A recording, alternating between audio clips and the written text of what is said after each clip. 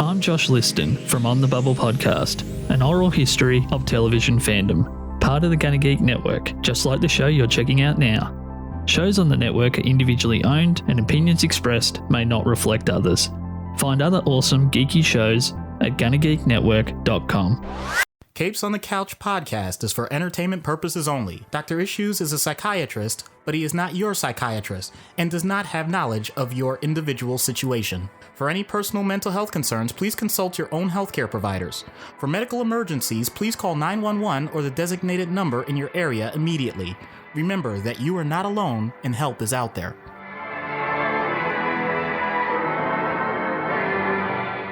Hello and welcome to Capes on the Couch, where comics get counseling. I'm Anthony Sitko.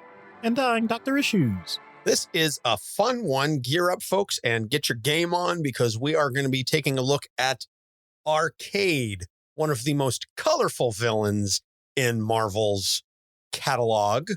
Certainly, he makes for good entertainment. Not exactly the most successful villain. Definitely not an A-lister, but he always makes for a good illustration, I will say. The artists always get to really pull out the stops when you're dealing with Arcade because of the nature of Murderworld.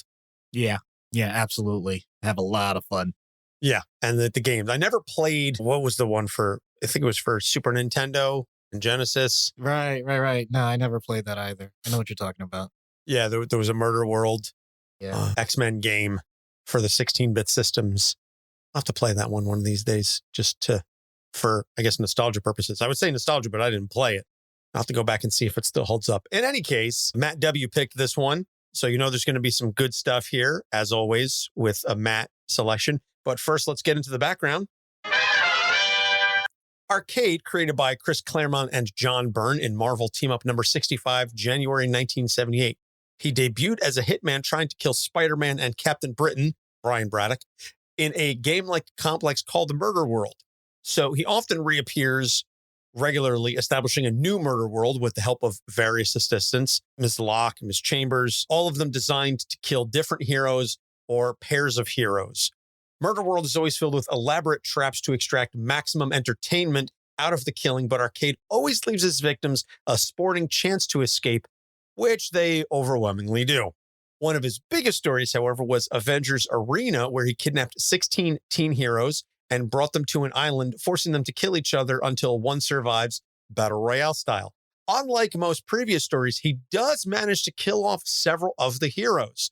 Those who survive end up coping with a lot of stuff, and that was the subject of the follow-up run, Avengers Undercover, showing how some of the heroes have PTSD, understandably so, and the various other fallouts between characters and relationships that came as a result of what they underwent on the island. Oh, I'm sorry. I wasn't paying attention. I was reading the synopsis of the Hunger Games. Yeah, the Hunger Games or Lord of the Flies or Battle Royale or any number of other things. It was very much inspired by that. Obviously, this was, I want to say 2007, 2008. So very much in that time frame of when these things were popular, but it worked. And it was still a really compelling story, even if it was obviously a homage, pastiche, ripoff of some of these other concepts. So unlike many characters, though, little is known about Arcade's background. He claims to have grown up wealthy, but he was cut off by his father, whom he murdered in response. But we don't know how true that is. We don't know his name. We really don't know anything about him. So having said all of that, again, most Arcade stories are he tries to kill the heroes, sets up Murderworld, they escape, beat him up. He manages to escape either because he's a robot or he slips away. Lather, rinse, repeat. The joy in reading an Arcade story is the way that Murderworld is tailored to the heroes that are being captured. It's very much specific to each of the inhabitants of Murderworld, so to speak, which is what we're going to get into right now when we talk about the issues. So Matt says Arcade is what Kevin McAllister probably would have become had he not grown up to be the Jigsaw Killer instead. the guy whose goofy panache and gimmicky trademarks belie a very dangerous and accomplished assassin. Arcade is one of those characters who's not even remotely a mystery in terms of its issues.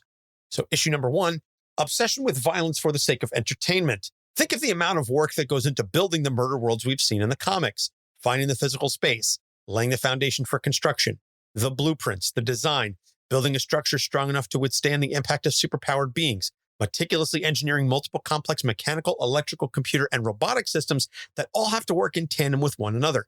Countless quality assurance tests to make sure everything runs the way he intends them to. And he custom designs these giant death traps for every target. As an assassin, if his objective was just to kill, he could easily just use a 10-cent bullet. The sheer lengths that he goes to in order to carry out his hits are proof positive that it's not about the killing or the money he's being paid to kill for him. He really enjoys watching his targets struggle against his machinations and the entertainment level that the violence and mayhem provide him. So if we were talking about children of a young age, we would be talking about conduct disorder, things like that, where some of the traits that we look for are cruelty to animals, fire setting, testing of limits in general with whatever the rules are, and a total disregard for how people respond to your negative actions.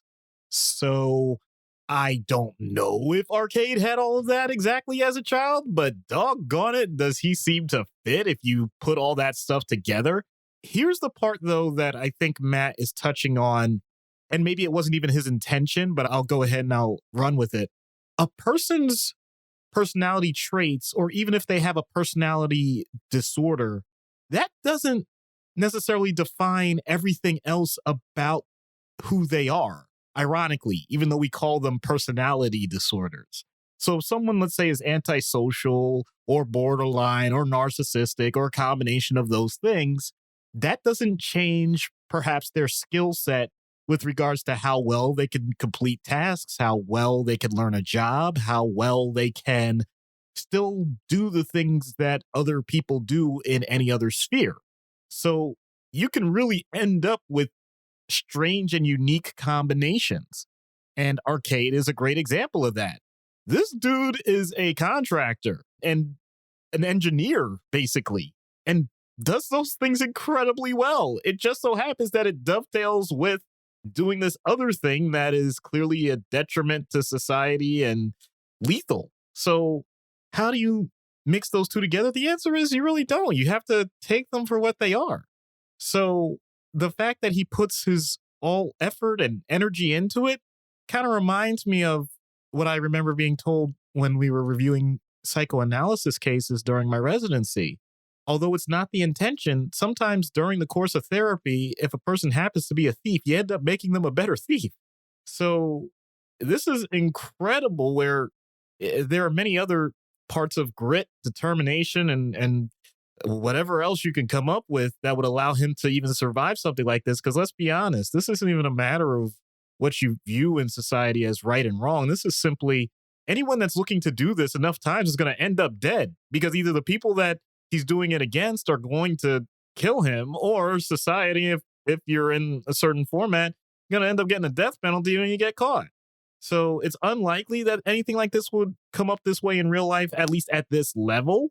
But the idea that there are people that love the idea of torture, that love the idea of seeing other people squirm and making their lives complicated and miserable just for the sake of their own entertainment. There are plenty of people that exist like that on a small level, on a one-to-one personal level, or even on a business or other organizational level. Doesn't just have to be stereotypical like, oh no, evil boss man doesn't do things that are fair. It could be within families. It can be within friend groups, whatever.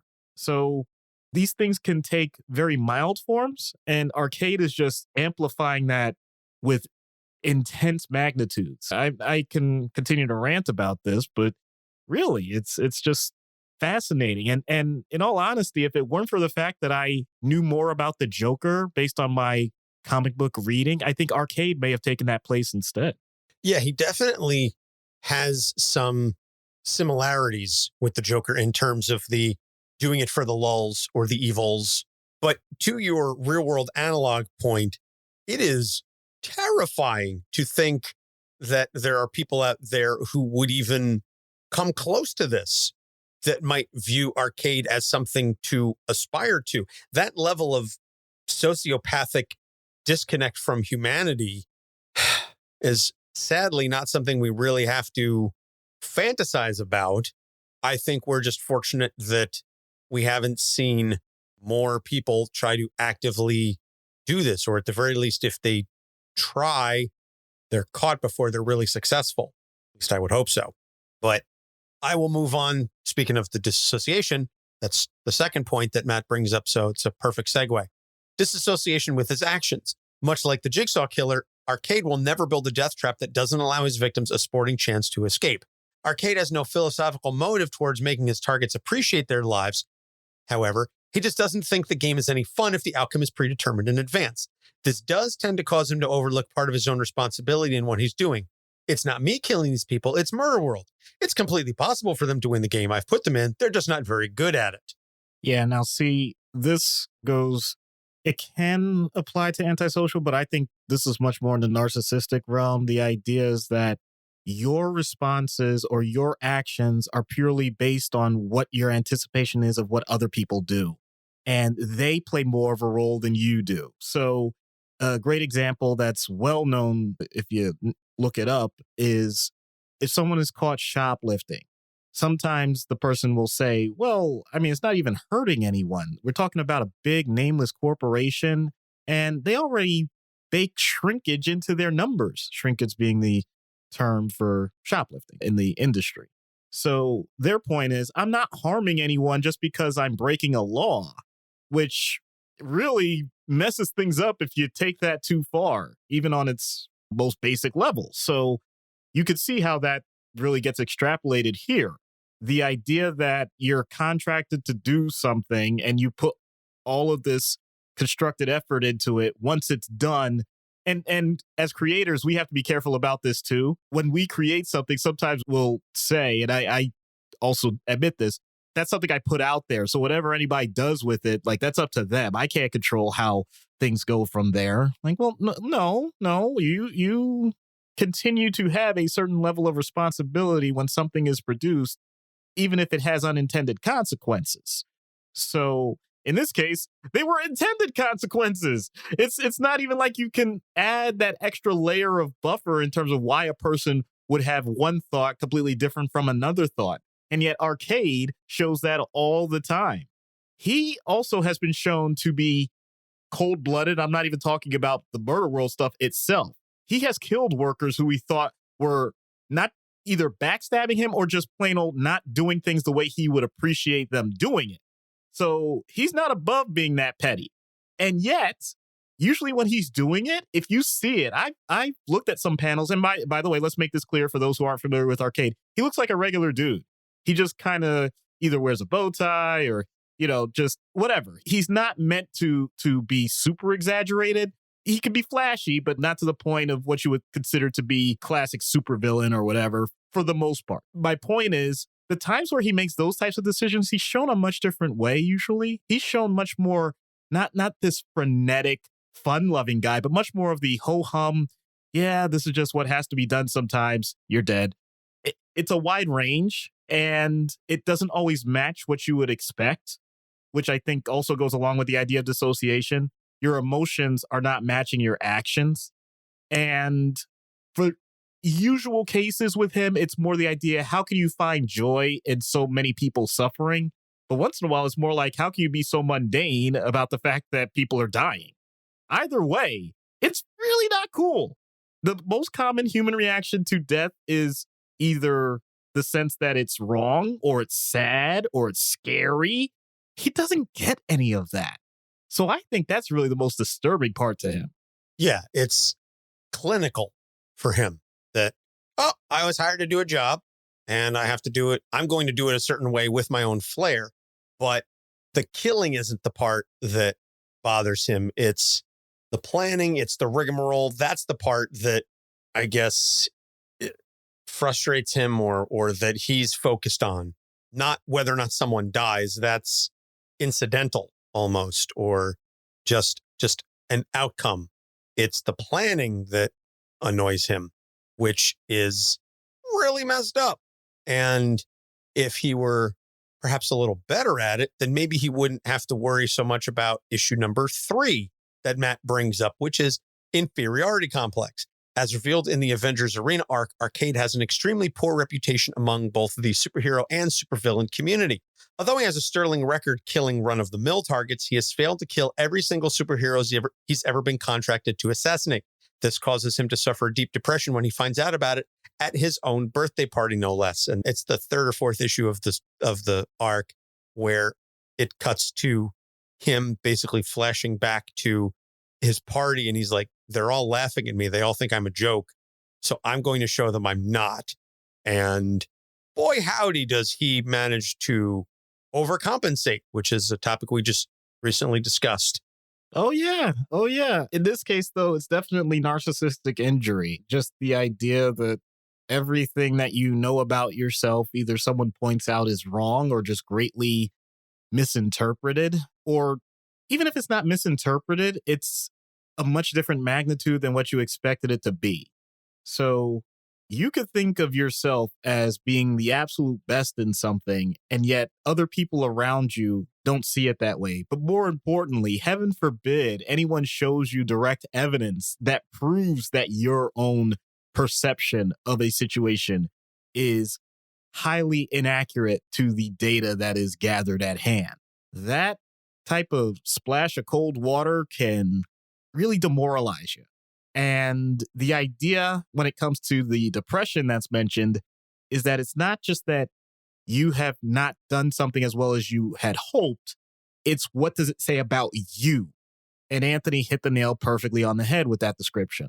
You somehow are valuing yourself less because of your words and actions. And on the surface, that sounds like, well, that makes sense because you're a product, you're a summation of your words and actions, but not your inherent value. There is a huge difference there, and it can be subtle if you're not paying attention to yourself. The fact that you exist as a human being means that you're worthy of dignity and respect. Please remember that. Anything that happens above and beyond that may have huge impact on your interactions with others, on the consequences of said actions. And yes, there may be things that need to be improved, but that inherent value should still be there. And when that gets trampled upon, and once again, the only thing that really can trample upon it is yourself. I'm not talking about physically. I'm not talking about those other consequences. If you go to jail because you did something wrong, so be it. If you got beat up physically because you were abused, that's a horrible thing and shouldn't have happened to you. But it doesn't take away that inherent value. If someone really needed to hear that, I hope that they're getting that message right now. Arcade is in a very unique circumstance where I think universally everyone would agree the types of things that he's doing are detrimental, are horrible, are catastrophic, and all of that. And yet, and this is the thing that I think is difficult for us as a society and humanity as a whole to appreciate sometimes, and Arcade makes it very difficult, there's still some value there. And that person should be allowed to have that value so that they can, in theory, make improvements and do better in the future, or at least do as little harm as possible as they continue to go through their lives, even if it has to be in a protected environment so that no one else gets hurt. So all of this being said, what do you do if that value is in theory destroyed and you only know one way to act? You lash out.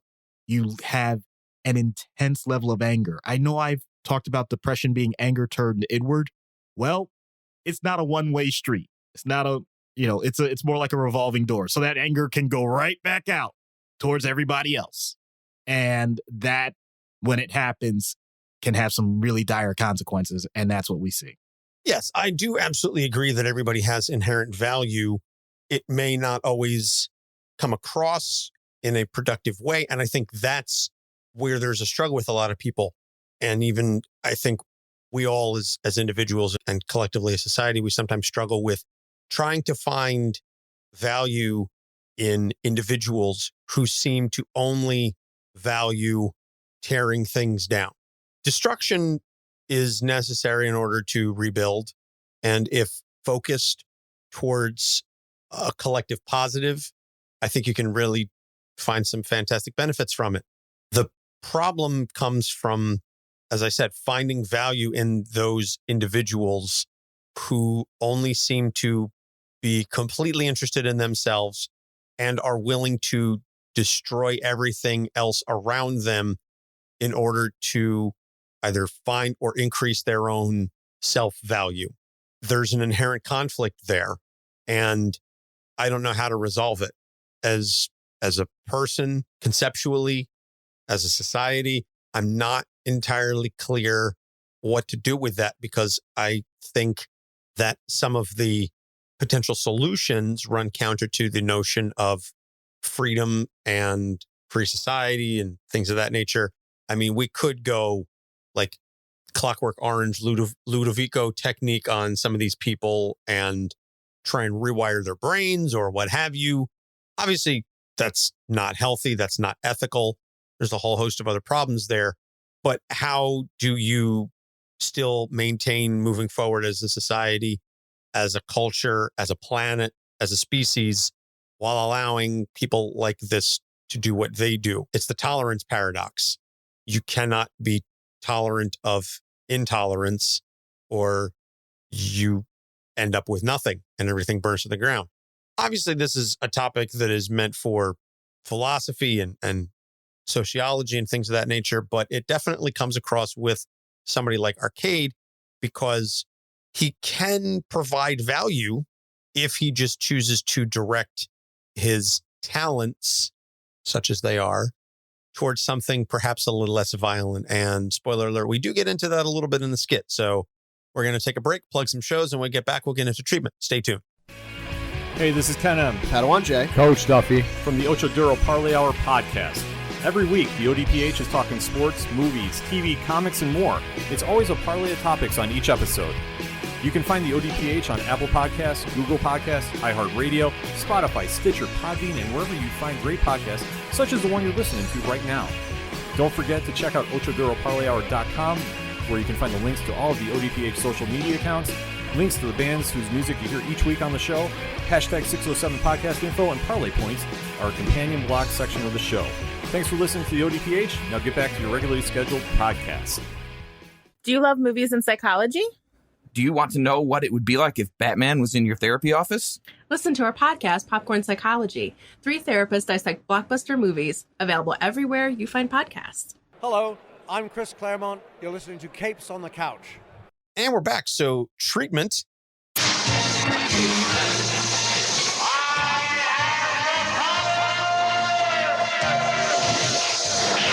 Starting first with the in-universe. Doc, what are you doing to help Arcade be a little less murdery?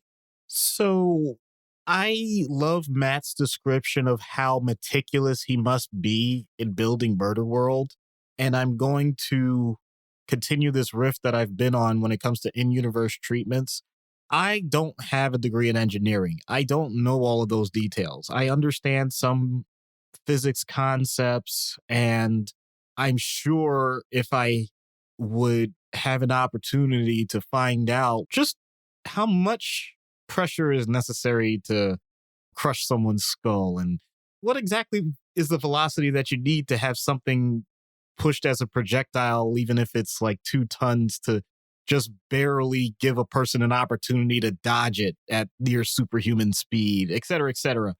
Like, just to get more into the nuts and bolts and not necessarily focus on the death part or the attempts at death, and see if I could deconstruct a little bit. Why even go to these lengths? Like, what really is that final level that puts it over the top? And does Arcade even recognize that? Does he notice the difference between, let's say, if it's a jack-in-the-box that projects a person 20 feet in the air and they land on their neck to die? Like, what would happen at 15 feet? You know, would that not do it? And do you get more benefit out of that than if they were to survive? How is that trying to connect the emotion back with the actions? Now, there's one real problem with this, and if anybody is picking up on it in my voice, I have some traits that I'm not proud of, where my brain kind of works in certain ways about different topics that I don't really talk about in public, because if I did, it would really make me sound like I don't care about humanity. And that's not the case. That's not true. But you can't really do this in polite society. So Arcade gives me an opportunity to let loose a little bit with that dark side of me and do it in a way that hopefully will be beneficial to him to say, hey, maybe there's a way that we can talk about these things so that you don't act on them and people don't have to die. Now, that's obvious pie in the sky thinking that wouldn't work, but that doesn't mean I wouldn't try more than once. And maybe the fact that he would have somebody that has such a perverse interest in learning how he's going through these things would actually put me in his good graces long enough that I could start to have him adapt to what would be considered better cultural norms in society so that even if he created these things, people wouldn't necessarily be at the point of death. Oh, Interesting idea. I like where your head's at. You may not like where my head's at. Trust me, there's plenty of stuff I even censored when I was talking about that. Man, oh man. So out of universe, Matt says a comparison would be people inured to the concept of violence when they see it on TV or a computer screen, fans of contact or combat sports who turn themselves off to the pain being endured by the athletes for the sake of their entertainment. And as a possible in-universe or out-of-universe way of diverting his talents to something not quite so evil, tell me Arcade, with his proclivity for presentation, entertainment, and high stakes, wouldn't make a perfect booker for a professional wrestling company. Paul Heyman, eat your heart out. You know, it's fascinating because you'll see how we do this with the skit and where my brain went with it. But I appreciate Matt's conclusion as well. I think it's within that realm of possibility. Let's make this clear. I think that there is definitely a part of joy in humanity when it comes to these things, and we know it. If you've ever watched America's Funniest Home Videos, you know exactly what I'm talking about. There's a certain level of entertainment from seeing random things happen, but even then, we know there's a limit. We know what it is. I almost feel like it's the equivalent of saying the definition of pornography in terms of where you draw the line. So Arcade is the ultimate example, but there are plenty of people that might need that guidance, and therapy can do that. Now we really are talking at kids at a young age because they may not have the concept of permanency of death and other major consequences when it comes to their actions. And that's the time where really you can make the most difference. You make sure, which naturally can happen as children's brains develop, but even if it's not on pace, you meet them where they're at in terms of what they may understand and what those consequences are and why it's important to understand why people feel bad when certain things happen, even if they don't understand it for themselves or don't feel that same way. It's very hard for someone who hasn't developed empathy to just randomly teach it and show them what it is. But you can show a construct that will allow them to do things in a way that they won't get in trouble in the future and nobody gets hurt. That's definitely clear. And that type of pure, I'm not even talking cognitive behavioral therapy, I'm talking pure behavioral therapy. That sort of thing has been in existence for a long, long time because you'd rather do it that way than waiting till someone's in a jail cell, or whatever other consequence happens as a natural result. So it really is as basic as that. Being a role model, mirroring certain behaviors, emulating exactly what it is that's considered to be acceptable, getting your classic Skinner behavioral responses, and going from there. So it can be as basic as that. Now, once the person is an adult, and let's say you're past that point, as we've said, there are plenty of other avenues that a person can go through. Entertainment often is the way because at least people recognize part of entertainment is the unknown. We all love a good story, but we don't want to know all the details all the time. So the more that you can find variations on those details, then you can have a lot of fun. And stories are good because of conflict. And the idea that you have control over that conflict can be an amazing thing.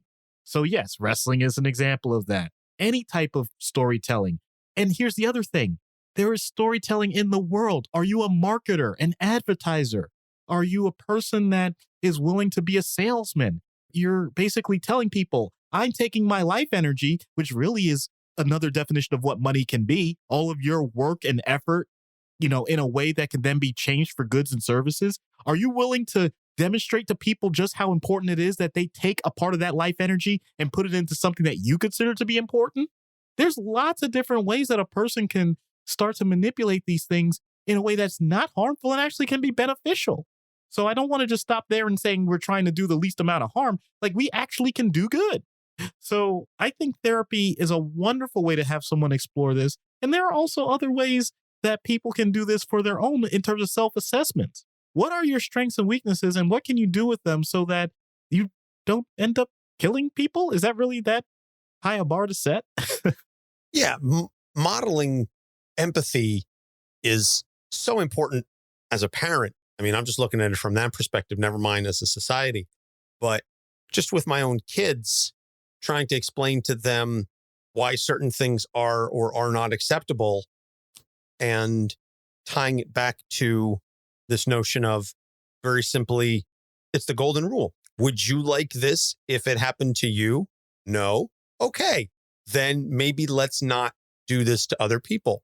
Telling my son, you can't just go around doing things to your baby sister because she's not going to like it very much. And would you like it if someone did this to you? No. And that's where, at least, in his 4-year-old brain, he goes, oh, it clicks, because it really is that simple. But you have to make the connection logical. It has to be a direct and logical and causal connection between A and B. You can't just say, if you do this, I'm going to punish you in some way that's not related to whatever. If you do this, I'm going to take away your toys.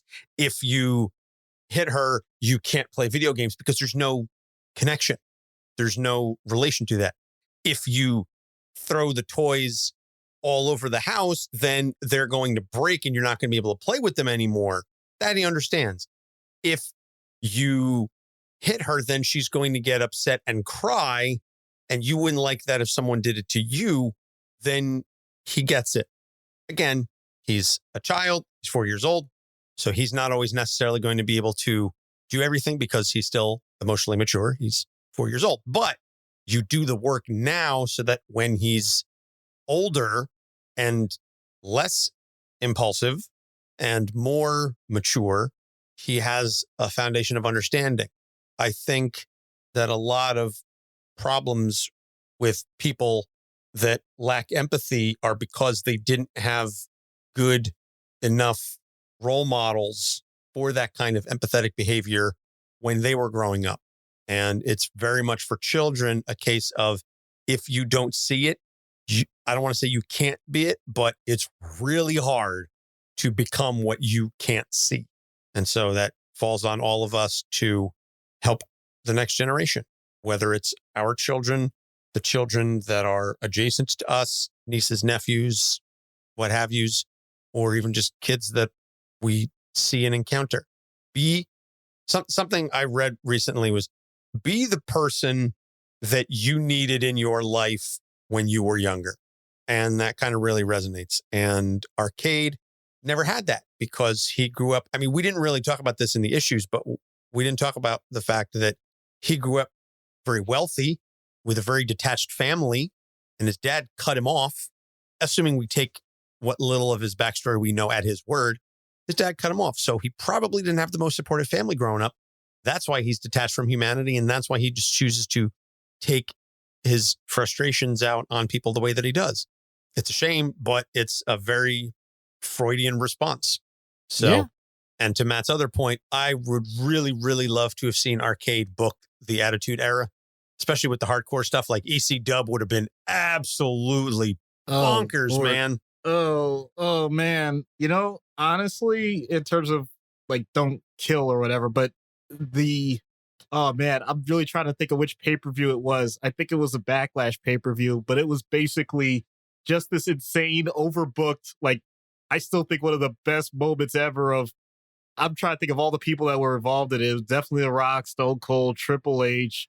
I definitely think Mankind was involved, but just in terms of people coming out of nowhere and then with chairs and, everybody hitting their finishers all within like a 7-minute time period. It was just like, what is all of this?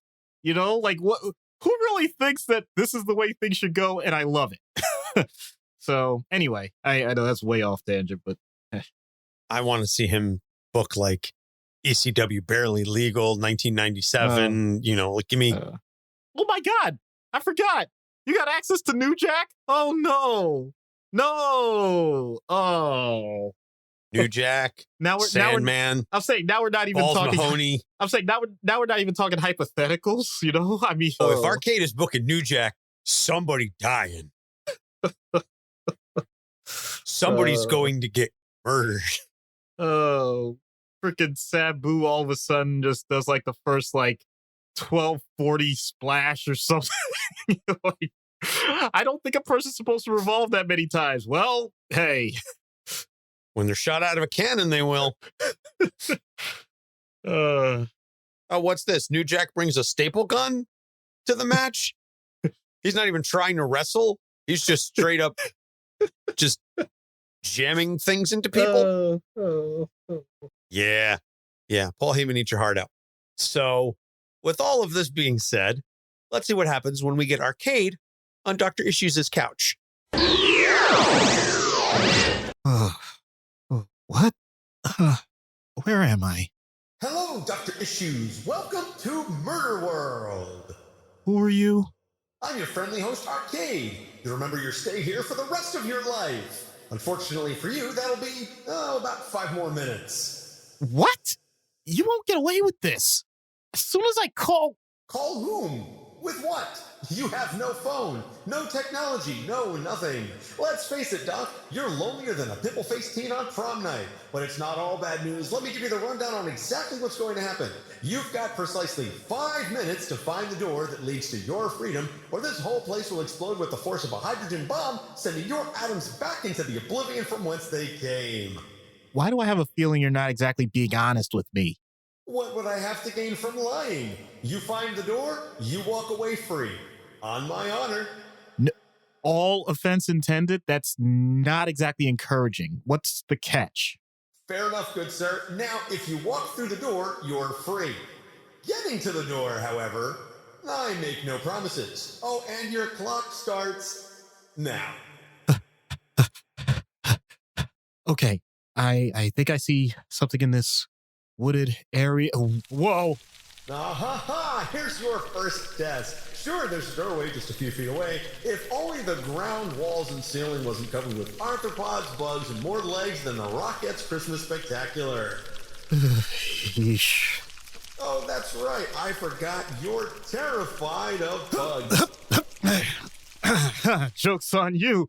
I'm not scared of bugs anymore. And I made it through the door with plenty of time. Oh, man. All right, fine. You made it through that one. But here's your next challenge. Public speaking. All you have to do is recite the Hippocratic Oath in front of this crowd of strangers and TV cameras. And it's such a shame I forgot to have a copy printed out for you in advance.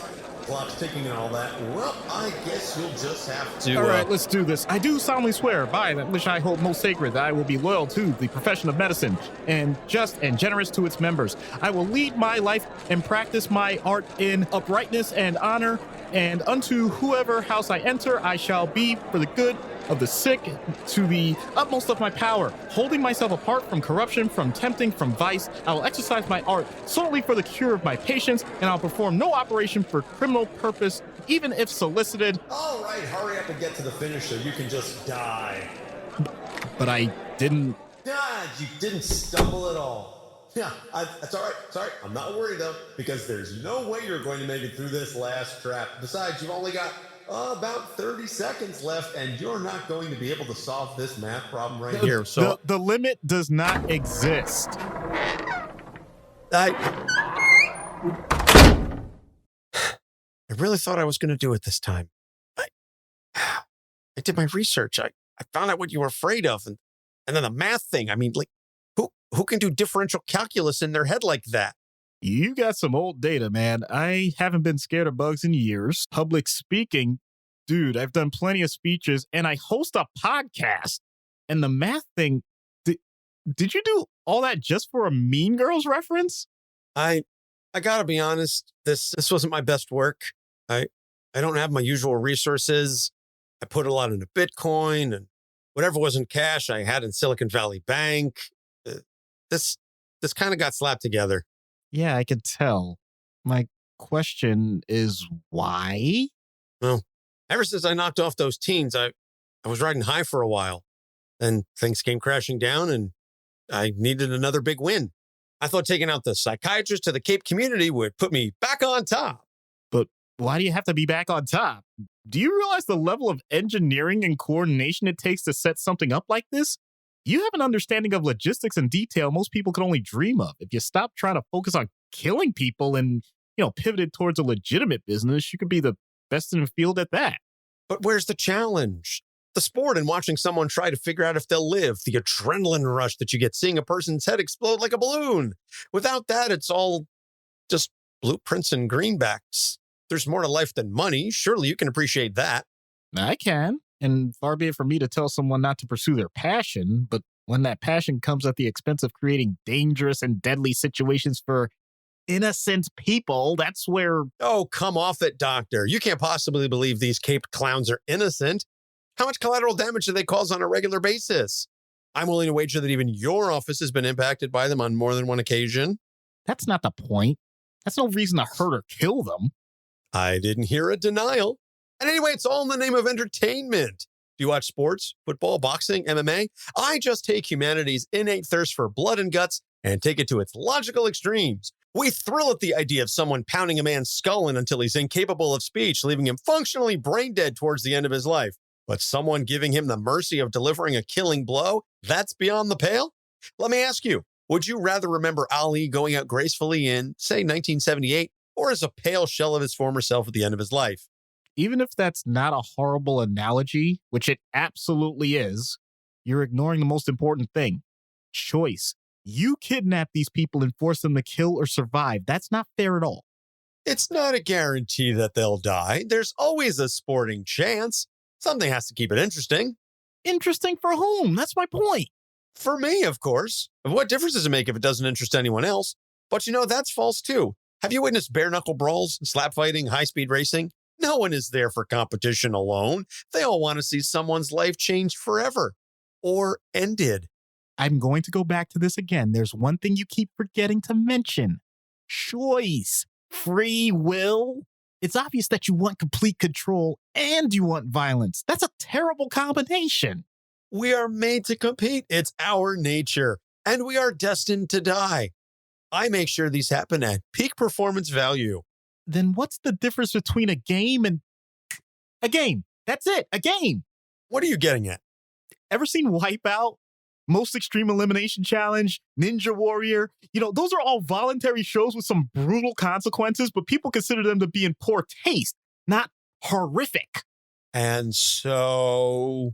Look, with what you do, you could outplan all of those contraptions. I'm sure of it.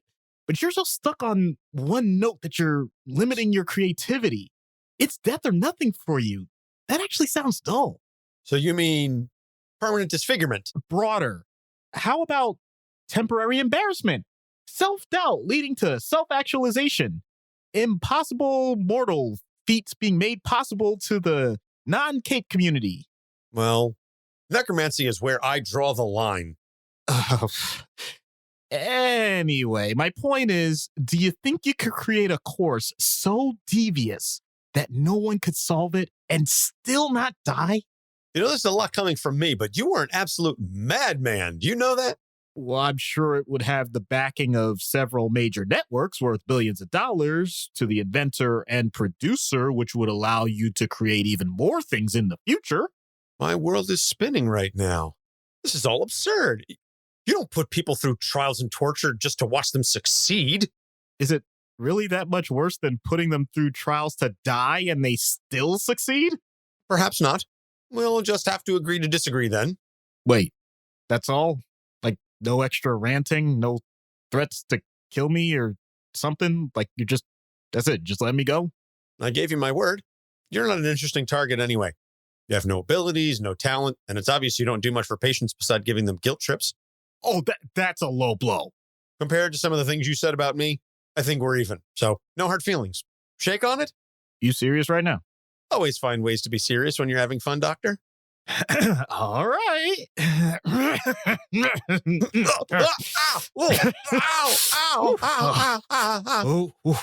Oh, you cheater.